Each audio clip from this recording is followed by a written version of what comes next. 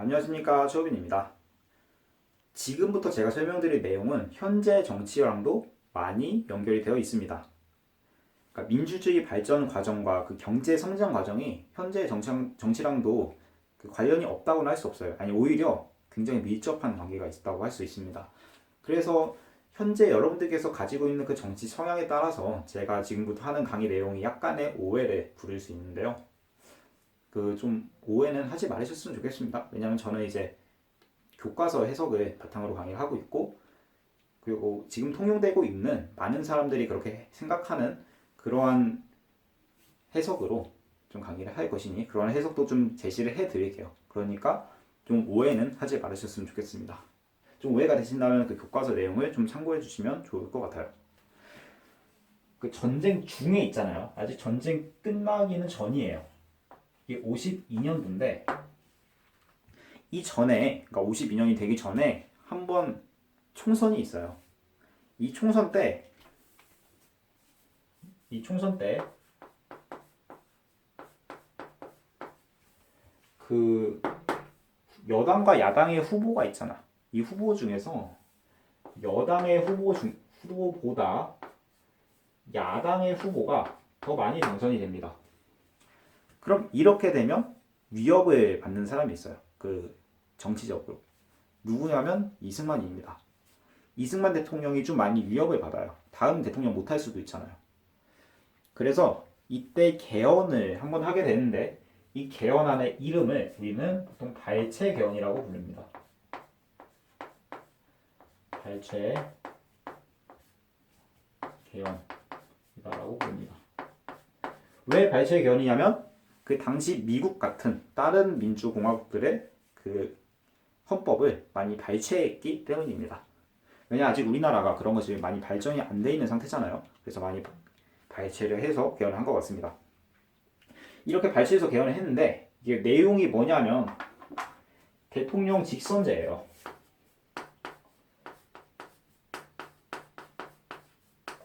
대통령 직선제. 자, 이렇게 표면적으로 보면 이 이승만이 민주주의를 잘 아는 인물이에요, 사실은. 왜냐하면 미국에서 활동을 했기 때문에. 그럼 이제 이 이승만이 이걸 진짜 실천하려고 하는 거 아니냐, 이렇게 말씀을 하실 수도 있습니다만, 실제 이유는 이것보다는 그가 민주주의의 실천보다는 이때 야당이 더 우세하니까. 그럼 개헌 안 했다면 누가 뽑아요, 대통령? 국회가 뽑잖아요. 이 국회에서는 뽑힐 수가 없는 거예요. 그러니까 약간 개헌을 해서 이제 아예 제도를 싹 바꿔서, 약간이 아니고 이게 국민들이 직접 뽑게 하면은 어느 정도 희망이 있지 않겠냐. 그래서 이제 개헌을 한 것입니다. 실제로 그래서 이승만이 대통령이 됩니다. 그래서 실제로 대통령이 이제 다시 재당선돼요. 그럼 이제 여러분들께서 약간의 의문을 품으실 수 있는데, 아니 왜 국민들은 총선 때는 야당을 더 많이 뽑아놓고 왜 대통령 이승만을 또 뽑았느냐. 그러니까 이 국민들이 이승만을 좋아했는지는 알 수 없지만 그 당시에 전쟁 중이었잖아요. 52년이면. 전쟁 중에 정부가 바뀌면 굉장히 혼란해질 거라고 국민들은 생각을 한 거예요. 그래서 한 번 대통령을 이제 이승만을 한 번 더 뽑아주자, 이런 식으로 해서 이제 한 번 더 대통령이 당선이 됐다. 이렇게 이해하시면 좀 더 정확할 것 같습니다. 이렇게 발췌 개헌은 정리가 됐고,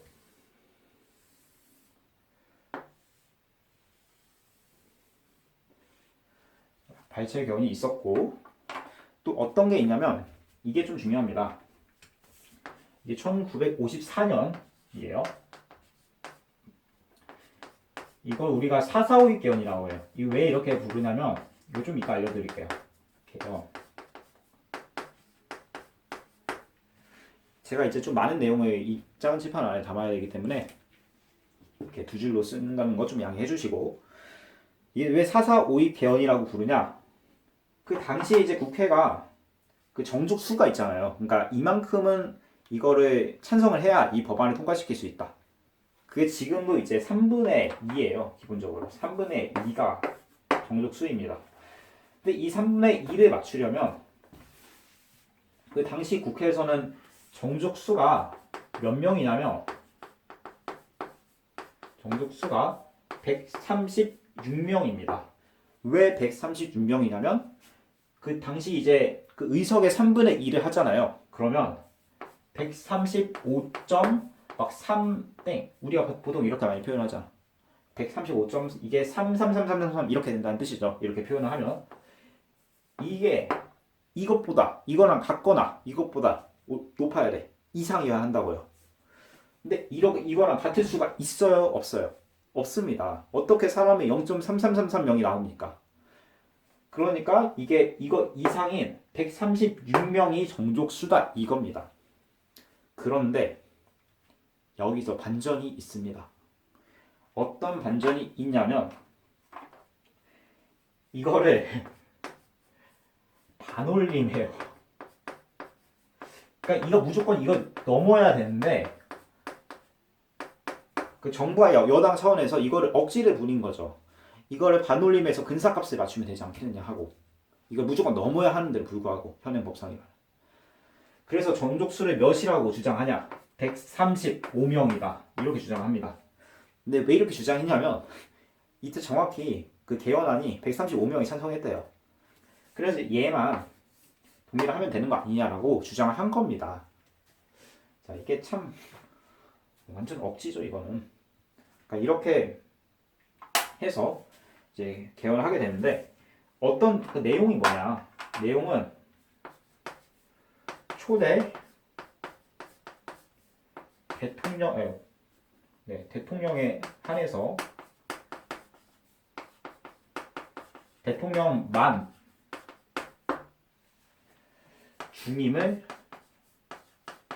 중임 제한을 하지 않는다. 그러니까 초대 대통령에 한해서 그냥 영원히 대통령 할 수 있는 거예요. 그래서 이제 4.4 5.2 개헌까지도 정리가 됐습니다. 참 꼼수를 부렸죠. 네. 그러니까 이것 때문에도 지금 많은 비판을 받고 있어요. 현재 이승만 정부가.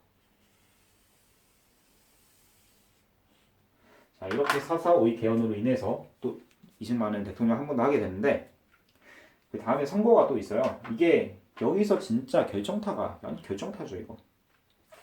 1960년인데 잠깐만 손을 여기다 긋지 말고 잠깐만요. 너무 붙여놨네. 여기다 긋지 말고 여기다 그냥 이쯤에 그을게요.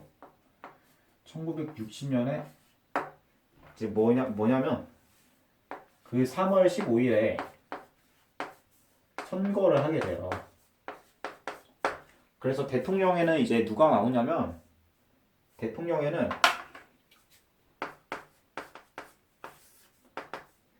이제 이승만이 일단 나오고 원래 이제 조병옥이라는 사람이 민주당에서 나오게 돼요.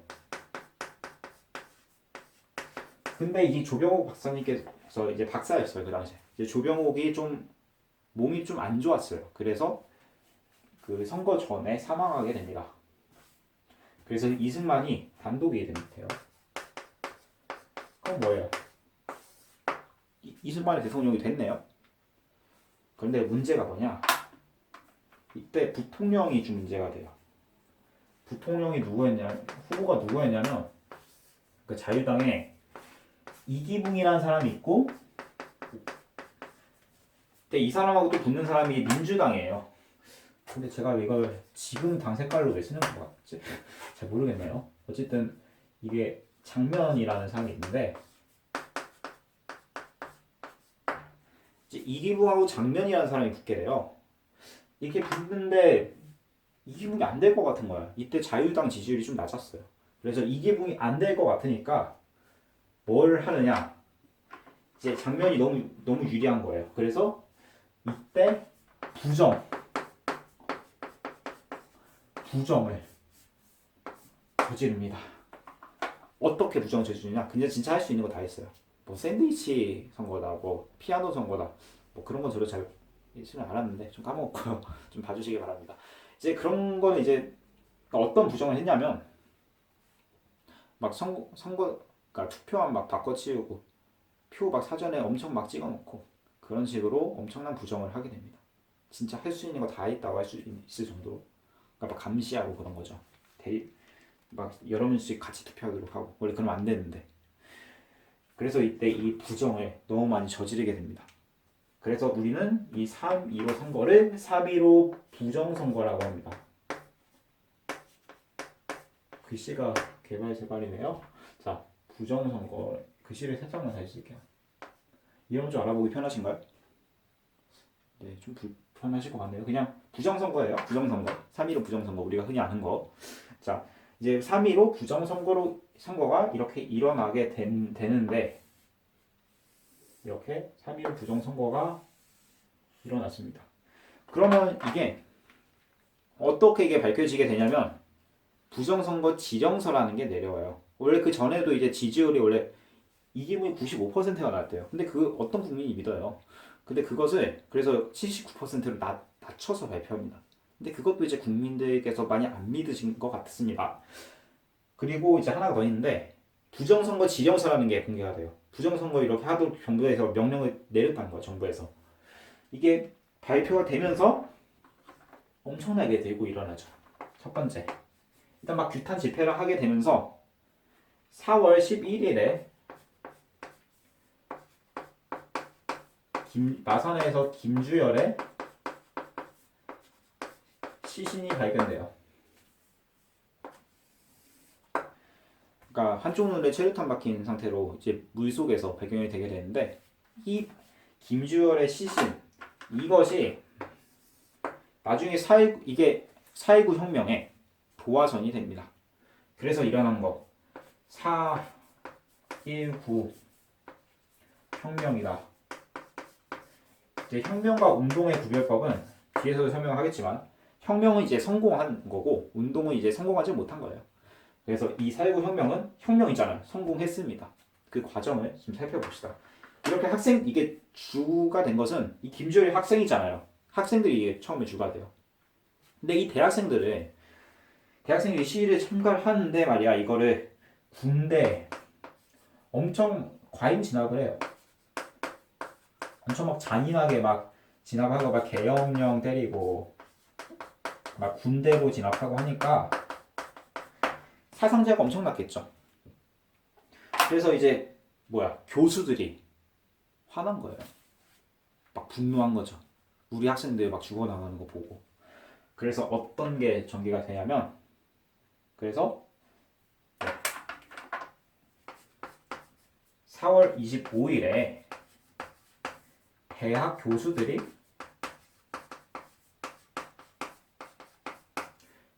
교수들이 또 이제 시위를 하게 돼요. 그러니까 행진. 대학 교수가 행진하게 됩니다. 자, 이렇게 보면은 그러니까 이건 제 개인적 의견인데 약간 그 학생들이나 20대 지식인층 있잖아요. 그러니까 운동권 학생들. 이제 그런 학생들은 진짜로 이제 이상향을 건설하고 이상적인 국가를 건설하고 싶어서 운동을 하겠지만 이런 조금 연세 있으신 분들 있죠. 권력층에 있고 이제 그런 분들이 좀 운동에 참여하시는 분들이 좀 가끔 있잖아요. 이제 제 생각에는 그런 분들은 그 운동에 참여하시는 이유가 학생들 좀 그만 때려라.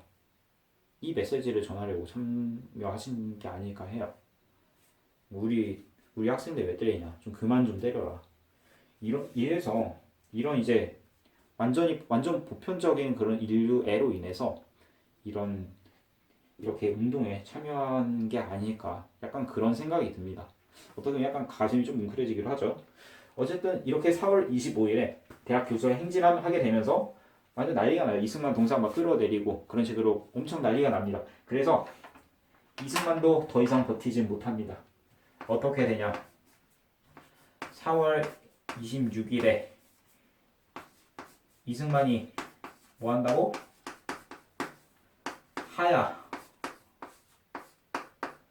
하야합니다. 이 하야가 뭐냐면 그 우리가 처음에 촛불 집회할 때 처음에 하야를 외치다가 안 할 것 같으니까 탄핵을 외쳤잖아요.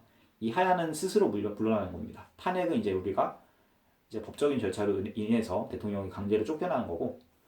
그러니까 이 이승만은 그러니까 자기가 잘못했으니까 어쨌든 국민들이 이제 원하지 않으니까 이제 하야를 할 만큼의 어느 정도 양심이 있다고 그렇게 아주 조금은 긍정적으로 평가되는 면도 있습니다. 자, 이렇게 이승만이 하야하고 이승만 나중에 미국으로 망명을 떠나게 됩니다. 자, 이렇게 이승만 정부가 끝나게 되고 자유당은 이제 붕괴하게 됩니다. 그래서 이렇게 살펴봤는데 그럼 정부가 하나 끝났잖아요. 그럼 다른 정부가 들어서야 되는데 이게 처음부터 그렇게 순탄하진 않아요. 이게. 그래서 뭐가 들어서냐면 이 허정 과도 정부라는 게 있어. 아주 중요한 내용은 아닌데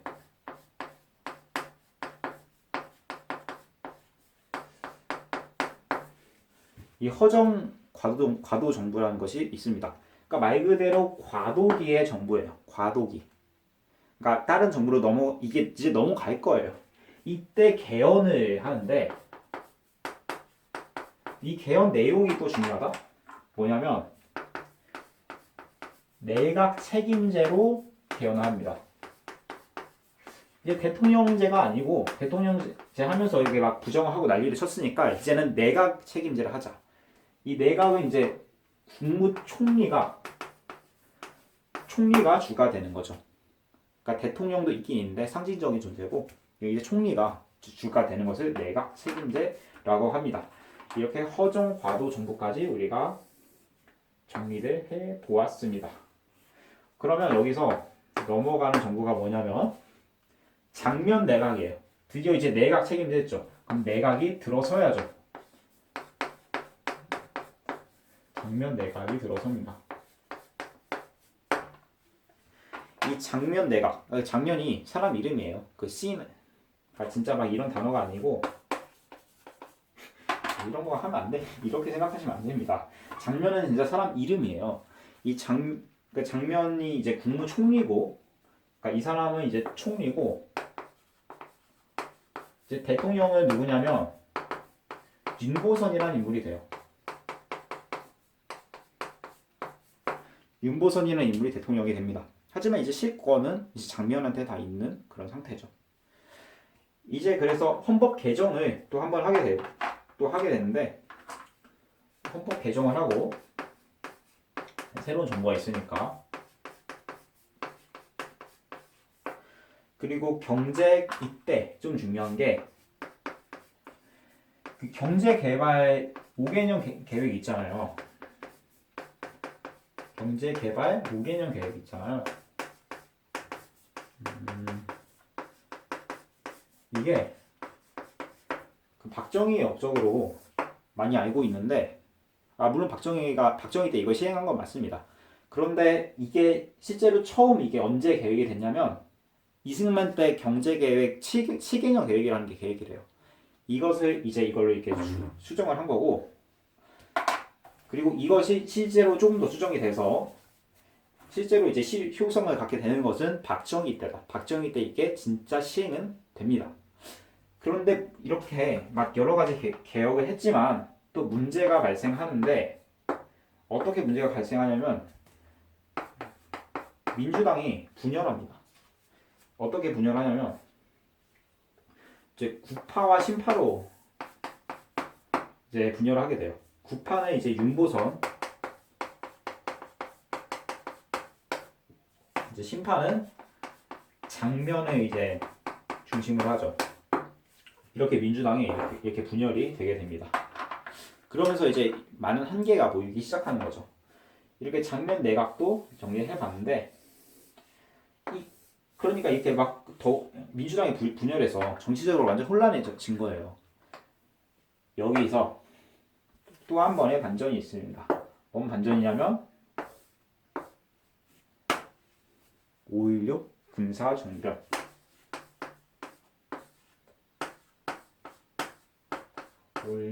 군사정변이다.